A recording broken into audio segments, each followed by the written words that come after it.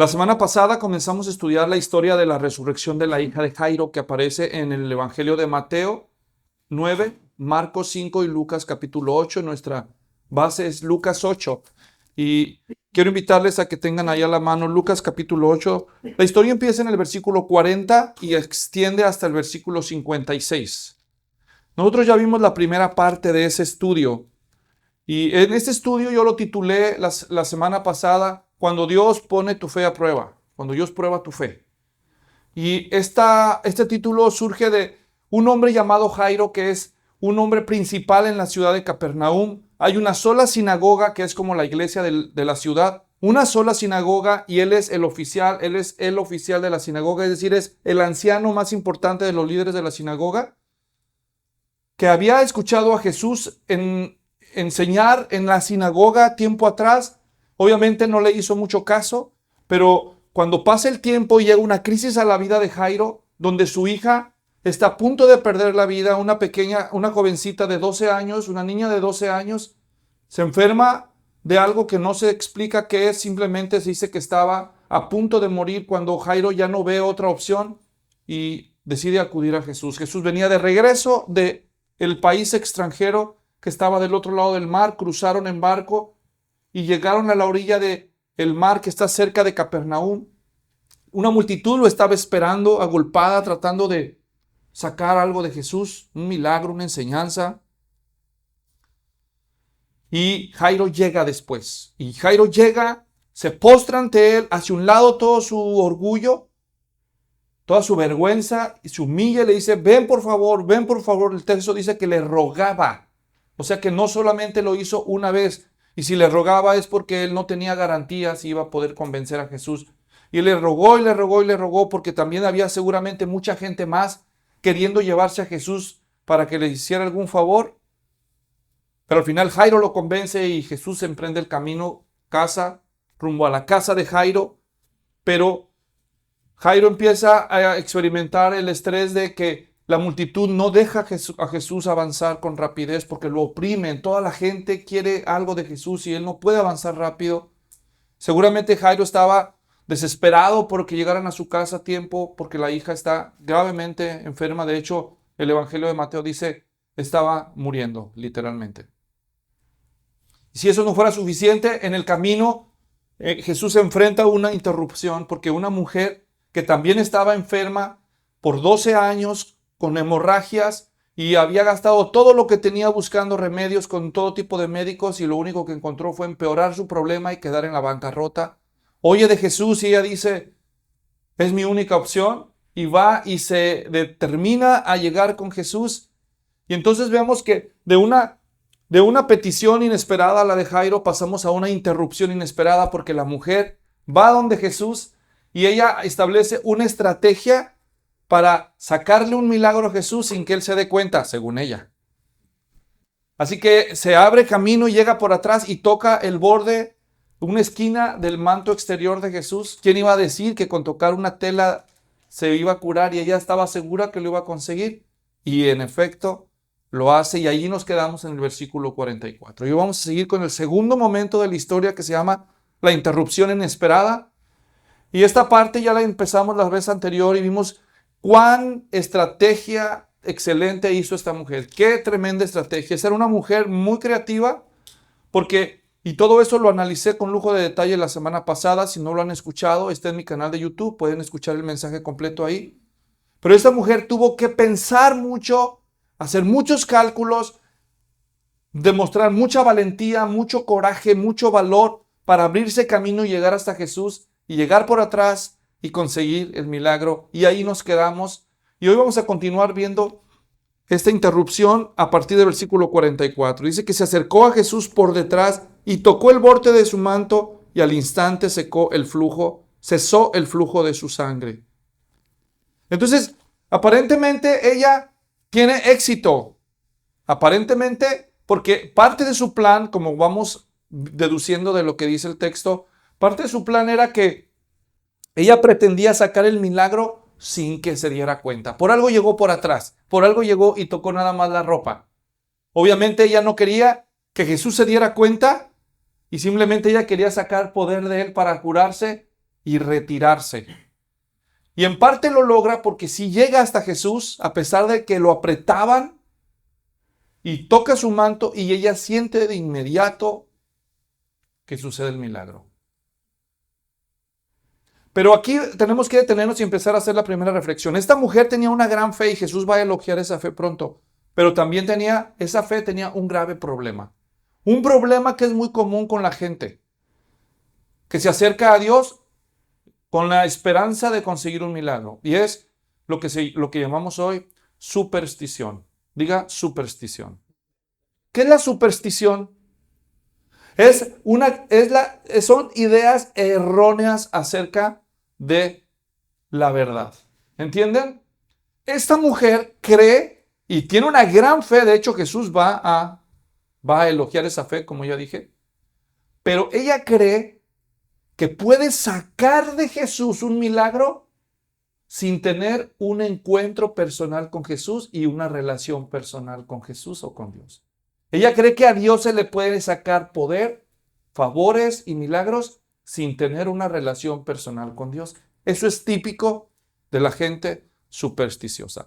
La gente supersticiosa cree que haciendo las cosas correctas, tocando los objetos correctos, haciendo los movimientos correctos, pueden ser capaces de conseguir un milagro, un favor, un beneficio espiritual sin ninguna necesidad de relacionarse personalmente con Dios y mucho menos con Jesucristo. Eso es lo que ella pensó. Dijo, voy, le saco el milagro. O sea que tiene una gran fe, pero yo no tengo nada que ver con ese hombre. Hasta el día de hoy, ese es un problema muy común.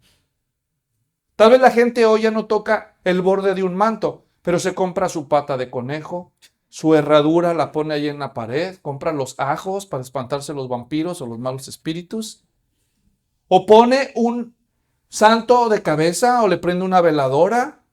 Hay mil maneras en que la gente se ingenia formas para tratar de sacarle un milagro a algo o a alguien sin tener una relación personal con eso.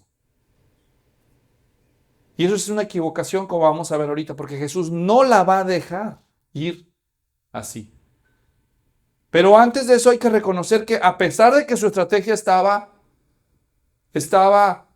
perjudicada con esta idea supersticiosa, consigue el milagro. ¿Notaron eso? Porque dice el versículo 45 y Jesús dijo, bueno, en el 44, y al instante cesó el flujo de su sangre. Ahora pregunto, ¿cuánto tardó en curarse? ¿Lo notaron? ¿Notaron la palabra clave? Al instante. Al instante así, ¿verdad? ¿Cómo era? Así. ¿Por qué es importante notar esto? Miren,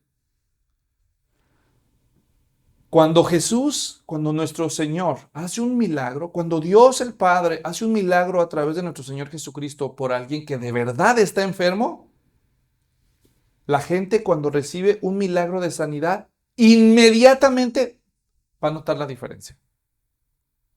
Inmediatamente. Hoy en día hay muchos lugares en donde se hacen cruzadas de milagros y de sanidades. Entonces la gente va a estas reuniones de sanación y se ora por ellas y la gente no siente nada. O sienten algo, pero no precisamente que se cura su enfermedad. Entonces los terapean y les dicen, tú declara tu milagro, tú ya recibiste tu milagro, decláralo por fe. Amén, soy sano. Pero no lo siente, no se experimenta un milagro auténtico en automático. Ahora, no me malinterpreten. Claro que hay milagros. Lo que estoy diciendo es, cuando a la gente le dicen que recibió un milagro, pero la gente no lo siente, no lo puede sentir de inmediato. Esta mujer de inmediato sintió que su hemorragia se detuvo. Hace un tiempo, uno que asistía a la iglesia y se mudó de su casa a una traila y nos pidió ayuda y fuimos varios varones a ayudarle a mover sus muebles y yo andaba en ese grupo. Tenía un mueble de sala enorme, un sofá enorme, de esos de 3 asientos, no cabía por la dichosa puerta. Además que las trailas esas estaban cerquita uno de la otra. Hubieran visto lo que nos costó meter ese mueble. Y ese día yo agarré ese mueble de una esquina y el otro iba del otro lado y entre los dos tuvimos que... y me lastimé la espalda. Hace años de eso, hermanos. Desde entonces, ustedes no saben, es una confesión que voy a hacer el día de hoy. Desde entonces yo padezco un dolor en mi espalda, aquí en mis vértebras de la espalda. Hagan de cuenta que siento casi todos los días como si trajera un pellizco así que nunca se me quita. Por muchos meses fui con el quiropráctico y cuando iba con el quiropráctico, pues me hacía el ejercicio y cuando apretaba el lugar correcto y me enderezaba la cosa, de inmediato yo sentía el alivio. Porque cuando tú estás enfermo o con una dolencia de algo y encuentras alivio, de inmediato se siente la diferencia, ¿sí o no? Claro que con el quiropráctico sales bien y en unas horas o en un día ya te vuelves a sentir mal y tienes que regresar y regresar, ¿no? Y no se me ha quitado. Simplemente aprendí a hacer ciertos movimientos que me quitan el dolor, ya sin tenerle que ir a pagar a aquel, porque de plano era el cuento de nunca acabar, ¿verdad? Pero lo que voy es esto, hermanos. Miren, cuando Jesús hace un milagro, lo hace bien y lo hace de inmediato y se acabó. Nunca más. Nunca más. Ahora, no estoy negando que Dios muchas veces usa la medicina y las terapias, los procesos terapéuticos, para traer alivio a una persona. Pero no confundas un milagro con una sanación. Porque la sanidad puede venir de manera paulatina.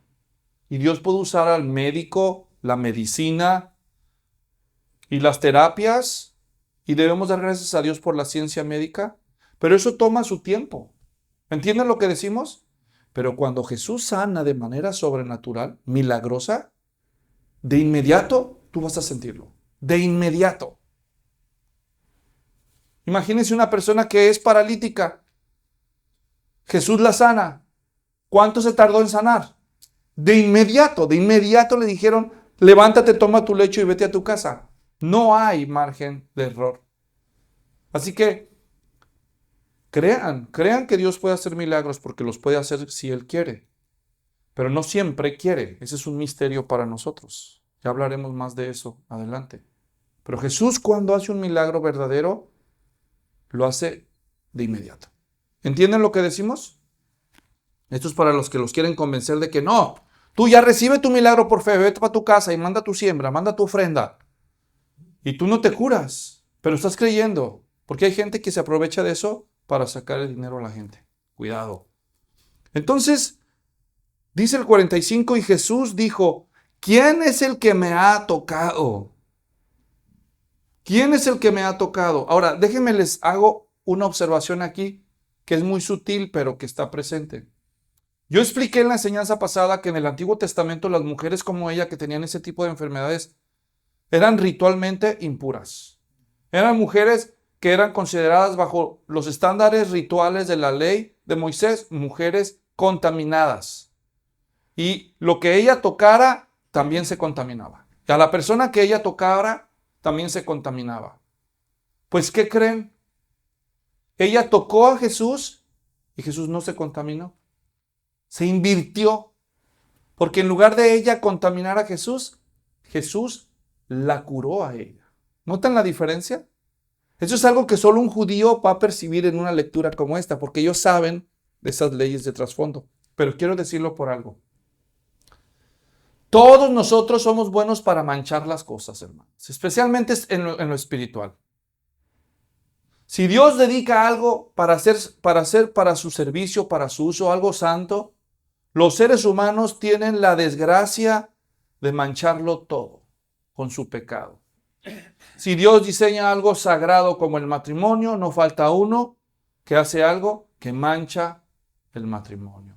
Si los hijos son santos en el sentido de que son dedicados al Señor y luego crecen y toman decisiones donde se ensucian y se contaminan y deshonran a Dios y la santidad.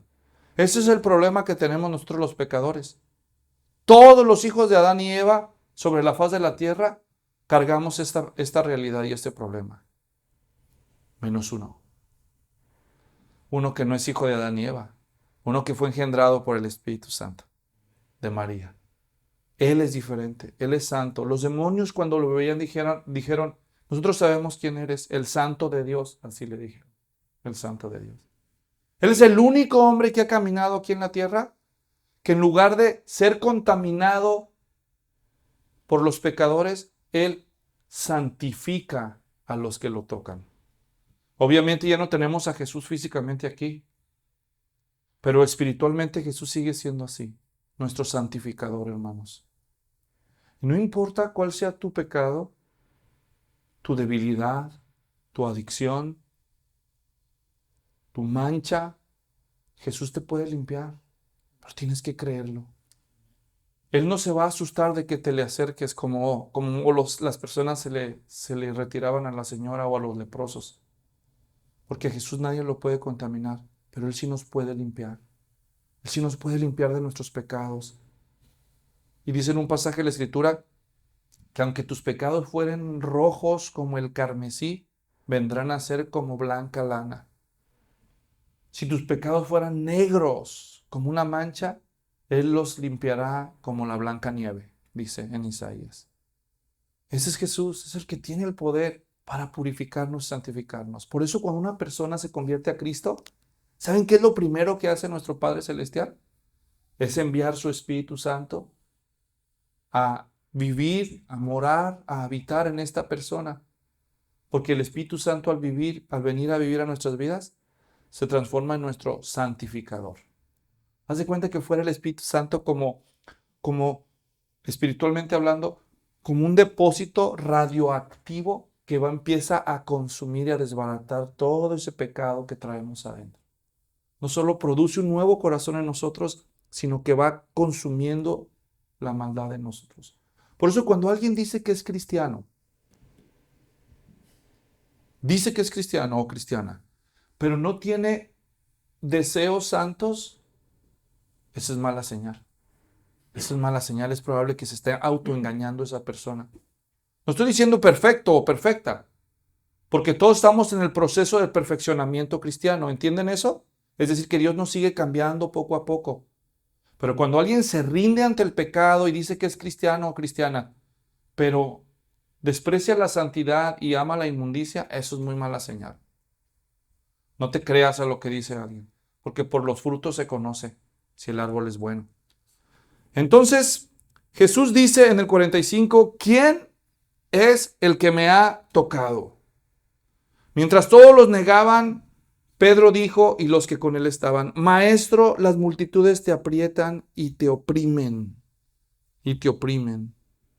Hermanos, ¿cómo supo Jesús que lo había tocado? Aquí el texto no lo dice, pero si lees el pasaje paralelo de Marcos, ahí hubieras visto que él va a decir, es que alguien me tocó, y hasta Pedro, porque es Pedro el que hace la pregunta. Aquí dice que fueron los discípulos, pero en el otro evangelio dice que fue Pedro. O fue ¿verdad? No, aquí es el que acabo de leer. Sí, no, es Pedro. Y Pedro dijo, y los que con él estaban, Maestro, las multitudes te aprietan y te oprimen. Y tú preguntas, ¿quién te tocó? Así dice Marcos 5. O sea, como diciendo, perdón, pero es una pregunta un poco ridícula, ¿no te parece? Todos te van apretando. Yo creo que hasta ellos estaban batallando por pasar, porque yo creo que ellos se consideraban la guardia, la escolta de Jesús o algo por el estilo. No creo que hayan quedado muy lejos de donde él iba caminando, ¿no? Así que imagínense abrirse paso con toda esa gente. Dejen pasar, por favor, con permiso. O no sé qué decía, ¿no? Y no los dejaban pasar, ¿Alguna vez has estado en eso? ¿Verdad? Cuando vas a un estadio a ver un partido de fútbol de un equipo o un encuentro famoso o algo por el estilo, la gente se agolpa. Y así iban ellos y dicen, ¿cómo que quién me tocó, Jesús? ¿Estás en serio? ¿Estás en serio preguntando eso? ¿Quién te tocó? ¿Quién me tocó? Y Jesús volteando, ¿quién me tocó? ¿Quién me tocó? El Evangelio de Marcos dice, porque él sintió que poder había salido de él. Jesús literalmente sintió que le salió poder. Fíjense qué misterio. La gente y los discípulos están en un plano de ignorancia espiritual. ¿Entienden eso? ¿Verdad? No entienden. Jesús dice, no, es que alguien me tocó. Yo sentí salir poder de mí. Y yo decía, pero ¿cómo si todos te van apretando? ¿Cómo es esto? Fíjense lo que es la fe, lo que la fe puede lograr. Todo el mundo estaba literalmente apretando a Jesús y esta mujer tocó la esquina de la punta de su manto y logró algo que nadie más pudo. Algo grande, por la fe, por la fe. Si Dios te diera, si el Señor Jesús estuviera aquí hoy y te diera conforme a tu fe, te sea hecho, como en otros pasajes Él dijo, ¿qué te llevarías? ¿Por qué quieren que oren? Y luego dicen, no, pues yo oren por un trabajo. No, tengo una entrevista. No, ni me lo van a dar. Concedido. Conforme a tu fe te sea hecho. Concedido. No, pues yo estoy enfermo, pero no, pues yo creo que yo ya no tengo, ya me vieron todos los doctores, ya me gasté tanto dinero. No, yo creo que no me voy a concedido. Concedido. Conforme a tu fe te sea hecho. Si tú tuvieras un problema, y aunque Dios es soberano y no tiene la obligación de concedértelo, pero si tú tuvieras la oportunidad de llegar a Jesús y pedirle algo, ¿qué le pedirías? Y ahora es, ¿con qué fe se la pedirías? Eso hace una gran diferencia. Ahora, no le vas a poder a torcer el brazo a Dios para que haga lo que quieras, pero la fe juega un papel muy importante. Y esta mujer logró ese milagro, pero ahora acaba de descubrir algo, que no se va a salir con la suya. Porque el pasaje paralelo de Marcos dice no solo que Jesús preguntó quién me tocó. Imagínense lo que pasó. Él va caminando y ¿quién me tocó? O sea, imagínense eso, en medio de la multitud. ¡Ey! ¿Quién me tocó? Acuérdense que cuando hay una multitud moviéndose en una dirección, parar eso es como atravesarte en el freeway y querer parar un tráiler, ¿verdad? Pues eso lleva impulso, no es tan fácil parar. Y cuando alguien toca a Jesús, Él se para y dice, ¡Ey! ¿Quién me tocó? Y dicen, ¿cómo que quién me tocó? No inventes. Así que toda la gente sigue empujando y entonces todo lo que tuvo que resistir, dice, no. Y dice Marcos que él empezó a mirar alrededor. ¿Quién me tocó? Dijo, ahorita vas a saber. Obviamente Jesús sabía, pero está haciendo esto intencionalmente. Alguien me tocó, yo sentí que poder salió de mí. Y de pronto a ella le cae el 20. No se va a salir con la suya. No se va a poder escapar así secretamente con su milagro. Y entonces dice, al ver la mujer, en 46 Jesús dijo, alguien me tocó porque me di cuenta que de mí había salido poder. Al ver la mujer que ella no había pasado inadvertida, se acercó. ¿Cómo se acercó? Temblando. Marcos dice temblando y temerosa. No voy a salir de esta, dijo. No voy a salir de esta sin desapercibida. Y empieza a temblar. ¿Por qué temblaría alguien? No, pues seguro que estaba muy fuerte el frío. ¿Será por el frío? ¿Por qué está temblando? Pues Marcos dice temerosa. Hay diferentes grados de miedo. Pero cuando alguien ya está temblando de miedo, es que su miedo es grande. ¿Sí o no? ¿Alguna vez todos hemos sentido y sentimos temor? Si no lo creen, avienten una cucaracha ya a la señora cuando no los vea, o una rata, y van a ver lo que es temor. Una señora, pastor, viera cómo es él, ¿verdad? A veces no son las señoras. Pero cuando tienes tanto miedo que empiezas a temblar, es que eso está aterrorizante, ¿no? ¿Por qué estaría ella tan aterrada? ¿Qué piensan ustedes? Ese es el problema de la superstición. ¿Ven? Cuando tú quieres sacar milagros sin tener una relación personal con Dios, eso es lo que pasa. Tú no conoces cómo es Dios. Tú no conoces cómo es Cristo. Tú le tienes miedo porque crees que es igual que todos los demás. Crees que te va a castigar, que te va a quitar el milagro si no le pagaste correcto y tantas ideas torcidas. ¿Por qué ella estaría temerosa? porque obviamente ella cree que al ser descubierta, Jesús la va a sancionar. Si no es que hasta le va a quitar el milagro. ¿O qué otra razón podría ser por la que está temerosa? Porque no lo conoce, ¿verdad? No lo conoce. Pero Jesús, tú tienes que preguntarte, ¿por qué Jesús haría esto? ¿Por qué Jesús no simplemente la dejó ir? Y hay cuando menos dos razones en las que yo puedo pensar, ¿por qué Jesús se detuvo, hizo que se detuviera toda la gente y está perdiendo tiempo valiosísimo para Jairo? ¿Sí o no? Acuérdense que la hija de Jairo se está muriendo. Él va camino allá. Cada segundo que pasa cuenta para esa niña. Pero Jesús aquí se detiene y está perdiendo mucho tiempo en este problema. ¿Por qué? Número uno, porque la superstición es perjudicial para los seres humanos. Jesús tiene que aclarar esto para desmantelar esta idea supersticiosa en esa mujer. No puede ella sacar milagros de Jesús y seguir pensando que ella puede manipular a Dios, que ella puede sacarle favores a Dios sin tener una relación personal con Dios. Así que eso es lo primero que él tiene que hacer, enseñarle a ella, no, así no funciona. Y número dos, él tiene un hombre ahí a un lado que tiene una hija que está muerta, solo que él no lo sabe. Su hija está muerta. ¿Está muerta o se está muriendo? No, en este punto su hija ya está muerta. Porque ahorita que termine de Jesús de hablar con la mujer, se va a voltear y van a llegar dos hombres o unos hombres y le van a decir, ya no molestes al maestro, tu hija está muerta.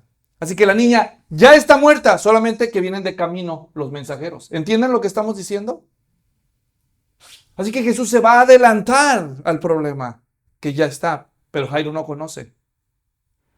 Como les conté yo la otra vez del ejemplo, la vez que yo perdí mi cartera con la tarjeta de crédito y todos los papeles que traía ahí. Pero yo estaba tranquilo. ¿Por qué? ¿Porque tienes una gran fe, Luis? No, porque no sabía que la había perdido.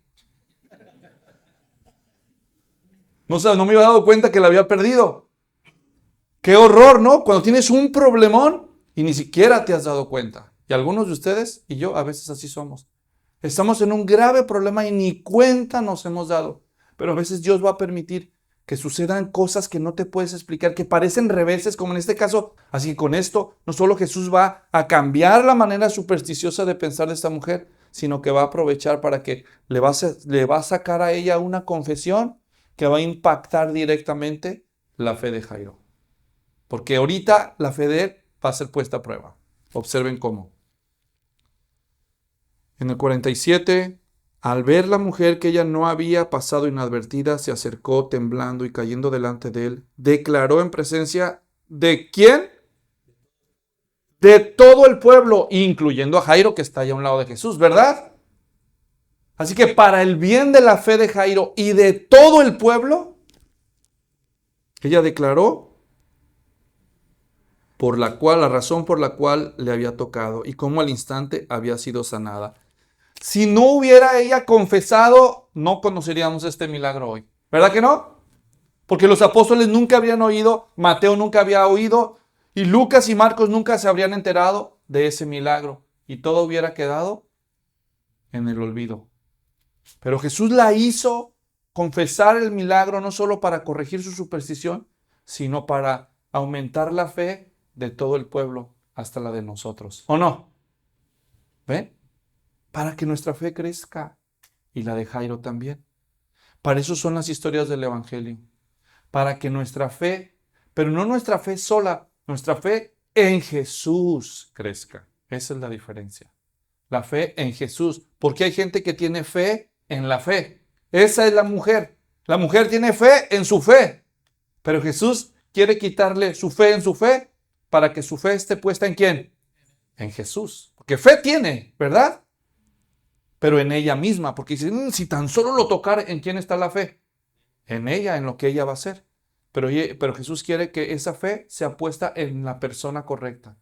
Y la fe debe de ser en nuestro Señor Jesucristo. En nuestro Señor Jesucristo. Y Jairo está oyendo todo eso. Así que aquí La mujer está aterrada, confesando todo, esperando a ver qué va a pasar. Porque está temblando, ¿verdad? Y cae. Está temblando. ¿Y ahora qué va a hacer conmigo, Jesús? ¿Qué va a hacer conmigo? Probablemente ella esperaba que le dijera, muy mal, póngale tache. ¿Por qué anda llegando por la retaguardia? No sacó boleto. Hay que hacer fila, mija. No, muy mal, te metiste a la fila. Órale, le quito tu milagro, te vas a la cola. No sé qué pensaba ella, ¿no? ¿Qué estaba pensando? Pero estaba temblando de terror. Y Jesús le va a decir algo que ella no se espera. Jesús le va a hablar con tanto cariño. Bueno, Jesús le dice a ella lo que nunca Jesús le dijo a nadie más. Los desafío. Pónganse a leer el Evangelio y los Evangelios y van a descubrir. Jesús nunca le dijo a una mujer lo que le dijo a esta. ¿Qué le dijo? Te preguntarás. Versículo 47. Al ver la mujer que ella no había pasado inadvertida, se acercó. Perdón, en el 48. Él le dijo, hija, tu fe te ha sanado, vete en paz. Nunca Jesús le dijo a ninguna mujer, hija. Ese es un término que se reservaba para la expresión más cariñosa que tenías para una mujer que no es romántica. ¿Entienden? Le habló al corazón. Le dijo, hija, le ratificó el milagro. Y si tú leyeras el pasaje de Mateo 9, verías que además le dijo, ten ánimo. Le dio ánimo Jesús a ella. Y el pasaje paralelo de Marcos, además dice, vete en paz. Fíjense todo lo que Jesús le dijo a ella. Le dijo, hija, ten ánimo. Has sido sanada por tu fe. ¿Qué fe tienes? Qué bárbaro. Tu fe. Vete en paz. ¿Se imaginan cómo se sintió ella cuando oyó todas estas palabras? Ese es el Jesús que nosotros vemos en la Biblia. Un Jesús misericordioso que nos santifica, nos puede sanar si es la voluntad del Padre y nos habla con palabras de consuelo. Nuestro hermano cuando dirigía la cena del Señor decía que él se acuerda cómo era su vida antes de conocer al Señor. Esa es solo una historia. Cada uno de nosotros tiene su propia historia. Pero todos hemos encontrado en nuestro Señor Jesús palabras de consuelo, palabras de esperanza, palabras de misericordia. Ese es Jesús. Claro, esas palabras no son para todos. Son para los que se humillan. ¿Lo notaron? Son para los que se humillan. Porque a los otros hasta hipócritas les dijo. Hipócritas les dijo a los otros orgullosos que no se querían humillar. Pero aquí hay una mujer que se humilló hasta el suelo, cayó postrada y está temblando de miedo. Y se va a conocer un Jesús que nunca ha conocido. Misericordioso. ¿Y tú? ¿Conoces a Jesús? Entonces aquí vamos a entrar a la siguiente parte de la historia. Terminamos con la interrupción. Y no acaba de Jesús de decir esas palabras en el versículo 49 cuando ahora vamos a entrar al principio de la solución que parece empezar muy mal. Mientras estaba todavía hablando, vino alguien de la casa del oficial de la sinagoga diciendo, tu hija ha muerto. No molestes más al maestro. Imagínense el corazón de Jairo. No solo su hija ha muerto, sino que ya leímos antes, su única hija. Su única hija. Su única hija. Hijita ha muerto. Él no sabía. Y llegan y le dan esa noticia. Terrible noticia, ¿no? Si tú hubieras estado ahí, ¿qué hubieras sentido? ¿Verdad? A lo mejor un día vas a estar en un lugar como ese. A lo mejor un día vas a estar en un lugar donde alguien va a llegar y te va a decir, lo lamentamos, su ser amado ha muerto. A lo mejor no va a ser eso, a lo mejor un día vas a estar sentado en una silla de un consultorio y te van a decir, lo lamentamos, el diagnóstico es este. O tal vez un día vas a estar allí abriendo la puerta porque alguien timbró a tu casa y cuando abres alguien te va a dar un sobre y te va a servir unos papeles de divorcio. O tal vez un día van a llegar ahí unos policías y te van a decir, desalojas el lugar y te van a querer hacer una eviction, una salida, te van a expulsar de la casa. O sea, las cosas malas que le pueden pasar a las personas son dramáticas a veces y son inesperadas. Para Jairo aquí fue el anuncio de una muerte. Pero pudiera ser otra cosa para ti. ¿Qué vas a hacer cuando tú estés allí? Vienen las palabras de Jesús. 50. Pero cuando Jesús lo oyó, le respondió. ¿Qué le dijo? No temas, cree solamente y ella será sanada. Oiga bien, de este lado tenemos a la gente de la casa de Jairo que le está diciendo, ya no molestes al maestro, ya, es muy tarde ya, la niña está muerta. Jairo está en medio entre lo que le están diciendo, estas personas está muerta, y Jesús voltea y le dice, no temas, cree solamente y tu hija será sana. ¿Tú qué hubieras hecho? ¿Es tu fe de ese tamaño? O tal vez tú le hubieras dicho, no molestes, no vaciles. Está bien que seas un profeta, pero estamos hablando de un muerto. ¿Tú qué hubieras hecho? Pero el hombre acaba de ver el testimonio de una mujer que con tan solo tocar el borde del manto de Jesús fue curada. Así que él, una moneda al aire, tiene que tomar una decisión. ¿A quién le creó? ¿Y a quién le creyó? A Jesús le creyó. Jairo le creyó a Jesús. ¿Ven cómo el problema de la mujer infundió en él que se inclinara a favor de Jesús su confianza? Y dice el 51, cuando él llegó a la casa, entonces sí le creyó a Jesús, ¿verdad? Porque si no, pues hubiera seguido el consejo de los otros, ya no hubiera molestado al maestro, ¿verdad? Pero dijo, este es más que un maestro. Pues sí, ¿qué podría perder Jairo, no? Y llega Jesús a la casa. De hecho, el pasaje de Marcos dice que a partir de ese momento, ahí donde estaban con la multitud, sucede algo inesperado. Lucas lo presenta como al final, pero Marcos dice que esto inició desde el momento que le dan la noticia a Jairo. Jesús dice, ok, vamos Jairo a tu casa.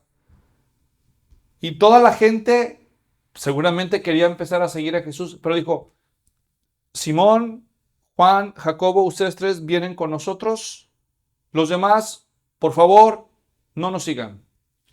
Ni a sus apóstoles, ni al resto de la multitud. Abran cancha.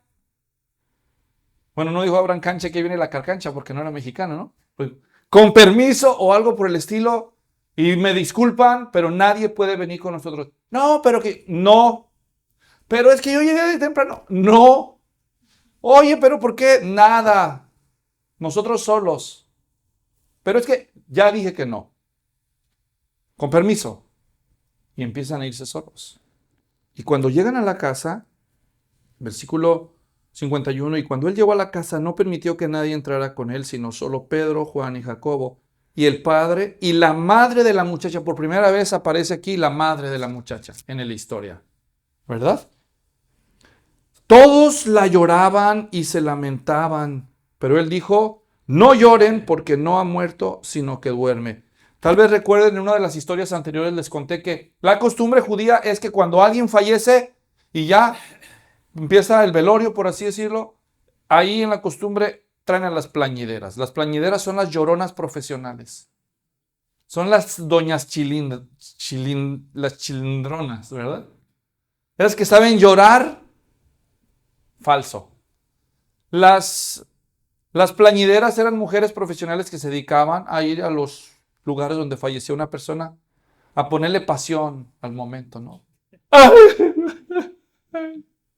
Y lloraban. Y luego traían a los flautistas también. Era parte de la costumbre. Le tocaban ahí cantos fúnebres. Hubieran sido mexicanos, pues hubieran llevado el mariachi, pero no eran mexicanos, son judíos, ¿ok? Llevaban a los que tocaban las flautas y traían a las lloronas y empezaban todos a llorar. Y pues claro, si las que no son de la familia lloraban, ¿se imaginan toda la demás gente cómo se pone cuando alguien fallece? Pues todos llorando. Pero ¿cómo lloraban? ¿Notaron eso? Lloraban y se lamentaban. Y Jesús dijo, no lloren porque no ha muerto, sino que duerme. Diga, duerme. Estas palabras de Jesús nos revelan la visión de Jesús en cuanto a dos cosas importantes. Número uno, Miren cómo Jesús ve la muerte de un creyente. No la llama muerte. ¿Cómo la llama? Duerme. En Juan capítulo 11, cuando Lázaro, su amigo, muere y le dan la noticia a Jesús, él dice, él está allá lejos en el norte del país y le dan la noticia, tu amigo Lázaro está enfermo. O sea, como quien dice, ve rápido para que lo cures porque está grave. Y Jesús se queda allí varios días deliberadamente. Y ya después, como al tercer día, Jesús dice, vamos para el sur porque Lázaro duerme, dijo Jesús. Y los discípulos dicen, pues si duerme es porque ya se está curando. Y entonces Jesús dice, no, Lázaro ha muerto. Y vamos para allá. Entonces, en el vocabulario de Jesús, los creyentes cuando mueren no están muertos, están dormidos. ¿Sí? Están dormidos. ¿Por qué usa el Nuevo Testamento este vocabulario del sueño? A mediados del siglo XIX, hermanos, surgió una doctrina que le llaman el sueño del alma. No existía antes. Hay ciertos grupos que usan esta doctrina que se llama el sueño del alma para decir que cuando una persona muere, su alma entra en reposo y queda en el sepulcro esperando el día de la resurrección. Para después que venga el día del juicio, la persona ser resucitada y si hizo buenas obras, pues entra al reino y si no, pues será aniquilada y destruida. O sea, esa doctrina también se le llama la aniquilación de los impíos. ¿Ok? Y esa doctrina la creen varias denominaciones. Entre las más populares que creen esto son los adventistas del séptimo día, los testigos de Jehová que salieron del adventismo del séptimo día. Y esta doctrina se parece un poco a lo que creían los judíos en el Antiguo Testamento, porque los judíos no tenían mucha más revelación como tenemos ahora en el Nuevo Testamento. Pero en el Nuevo Testamento, cuando vemos que Jesús y los apóstoles usan la palabra dormir o sueño para un creyente que ha muerto, no se están refiriendo a que su alma está inconsciente en el sepulcro. ¿Cómo lo sabemos? Porque cuando Jesús está en la cruz, a un lado de los dos ladrones, uno de ellos le dice, acuérdate de mí cuando vengas en tu reino. ¿Y qué le dice Jesús a él? De cierto te digo que hoy estarás conmigo en el paraíso. Hoy estarás conmigo en el paraíso. ¿Por qué Jesús le prometería una mentira si la doctrina del sueño del alma fuera la verdad? ¿Entienden lo que digo? El hombre recibió la promesa de que ese mismo día estaría con Jesús, cuando sabemos que en unas pocas horas Jesús mismo iba a estar muerto y el hombre también. Así que si la doctrina del sueño del alma fuera verdad, Jesús le habría mentido a este hombre. ¿Entienden? Pero sabemos que Jesús no le mintió. Sabemos que Pablo no mentía cuando dijo en Filipenses capítulo 1, dijo, para mí el vivir es Cristo y el morir es ganancia. Porque no sé qué es mejor, si quedarme en el cuerpo o partir, dijo él, y estar con Cristo, así dijo él. Así que según Pablo entendía la verdad, cuando una persona muere en Cristo, no queda su alma dormida en el sepulcro, sino que su alma va a donde esté Cristo. Por eso los cristianos tenemos esta explicación que decimos que cuando una persona está en Cristo y muere, se va al cielo. No porque hay un versículo que dice, y te vas al cielo cuando te mueres, sino porque la Biblia dice que estamos con donde esté Cristo. En 1 Tesalonicenses 4:13 dice otra cosa, que cuando un creyente muere va a estar siempre con el Señor. Como sabemos por la revelación del Nuevo Testamento que Cristo después de su resurrección y ascensión está a la diestra del Padre sentado en la majestad de las alturas, por eso decimos que alguien va al cielo. ¿Entienden lo que estamos diciendo? Así que cuando Jesús dice aquí que la niña no ha muerto, sino que duerme, nos está dando a entender que ella ya había creído en Jesús. ¿Entienden?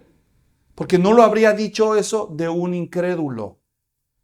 Y ella duerme. Y aquí es donde nos vamos acercando al desenlace final de la historia. Observen por qué. Porque dice, Estamos en el, ayúdenme, 53. Y se burlaban de él sabiendo que ella había muerto. ¿Quiénes se burlaban de él?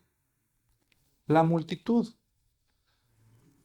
La segunda cosa que nos enseña esto que acabamos de leer es lo que Jesús espera que hagan los creyentes ante un funeral.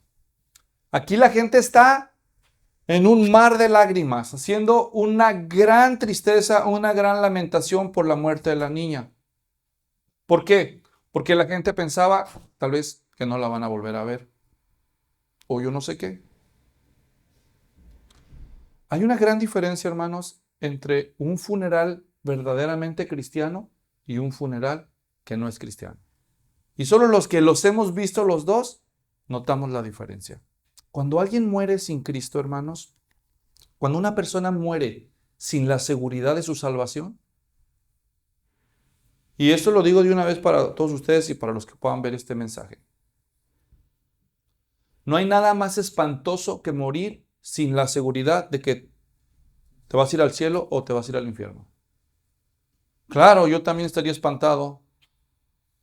¿Te imaginas acercarte a la muerte sin saber a dónde irás?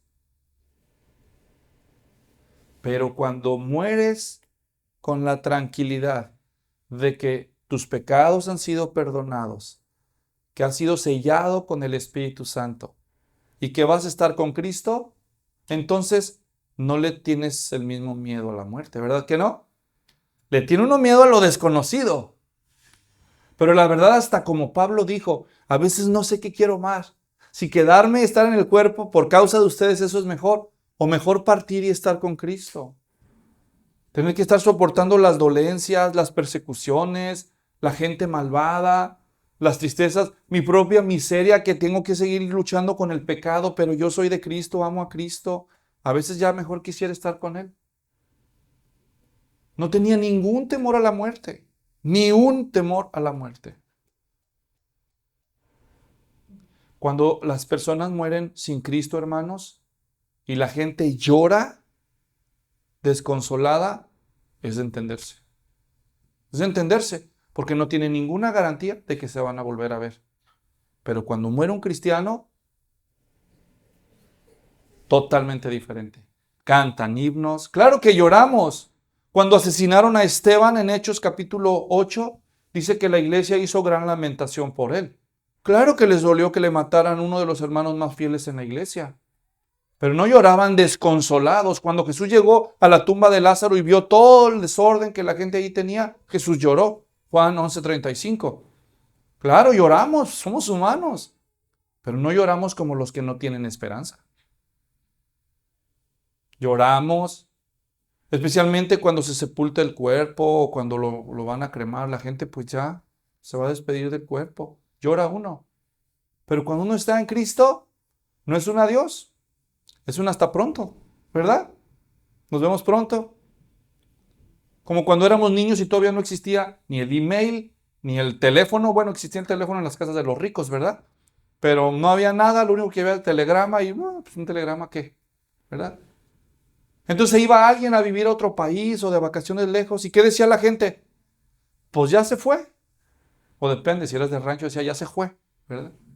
Ya se fue, ya vendrá. Lo queremos, allá está pasándola bien, ya cuando ya regresará. Eso es la muerte de un cristiano, hermanos. Se fue para estar en un lugar mejor.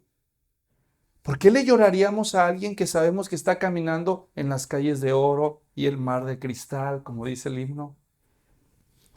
Que está tan pasmado de ver la gloria y a Jesucristo mismo que si tiene capacidad se acordará de nosotros porque está viendo cosas que ojo no vio, ni oído oyó, ni han subido en corazón de hombre.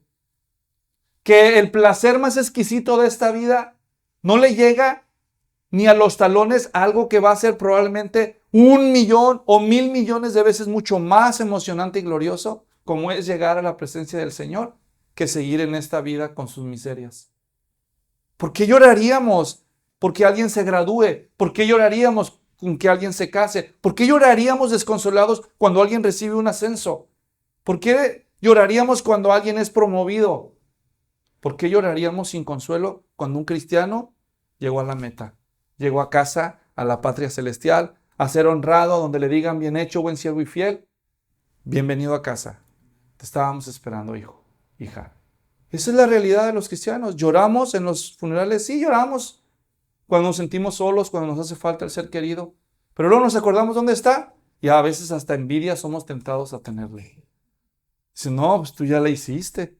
Y yo aquí todavía, aguantando las riumas y pagando la renta. ¿Verdad? Es una gran diferencia. Y Jesús llega aquí y dice, ¿por qué están haciendo este escándalo, este desorden? ¿Por qué lloran? Además ella no está muerta, está dormida. Por eso todos los creyentes que mueren no están muertos. Duermen en el Señor, hermanos. Duermen. ¿Por qué usa esa analogía Jesús? Porque los dormidos no pueden interactuar con nosotros, pero están vivos, ¿verdad?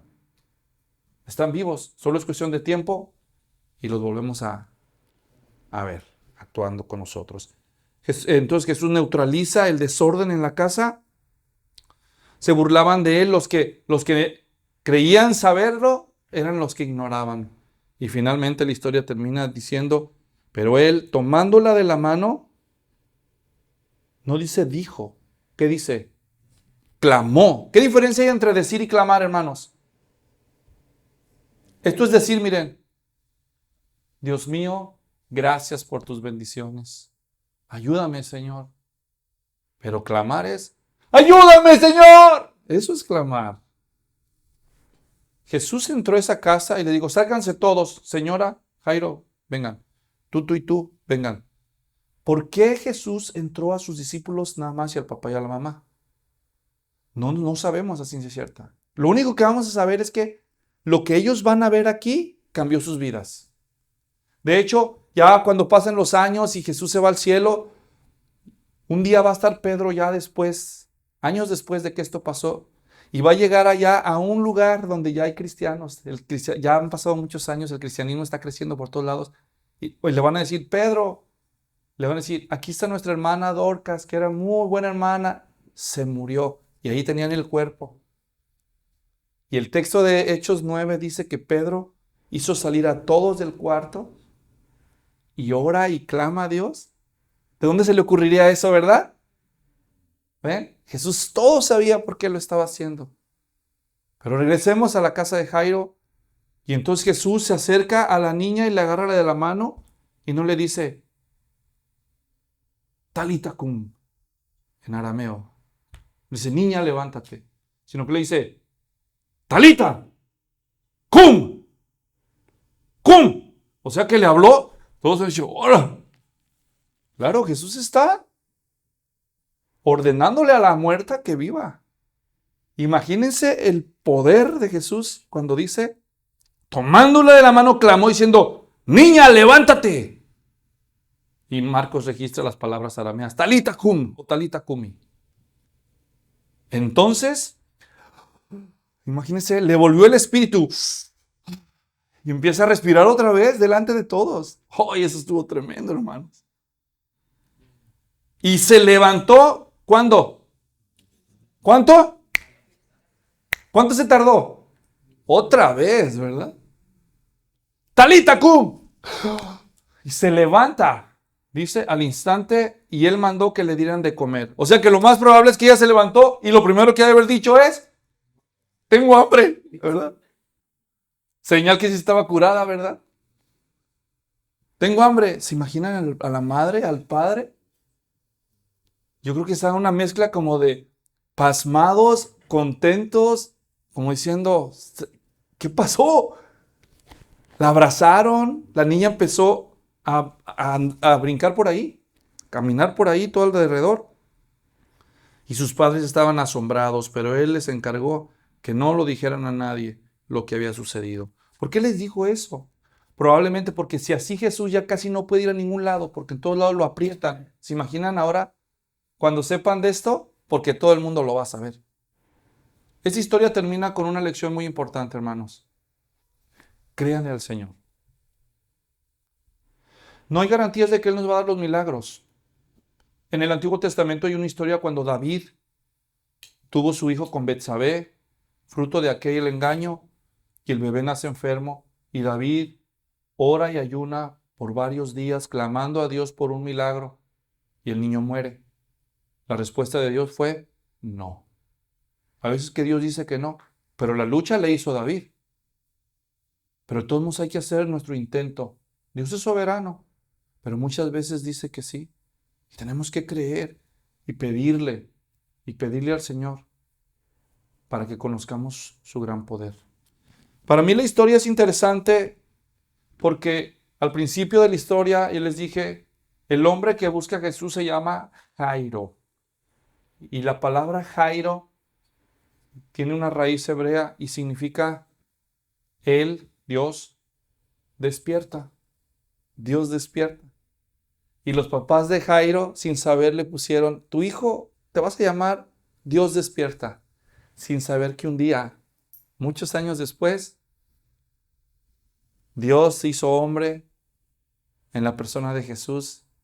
Iba a venir a su casa cuando su hija, que daban por muerta, estaba dormida, pero llegó Jesús y lo que estaba muerto, despierta. No sé qué es tu muerto, pero Jesús podría despertarlo si es la voluntad de Dios.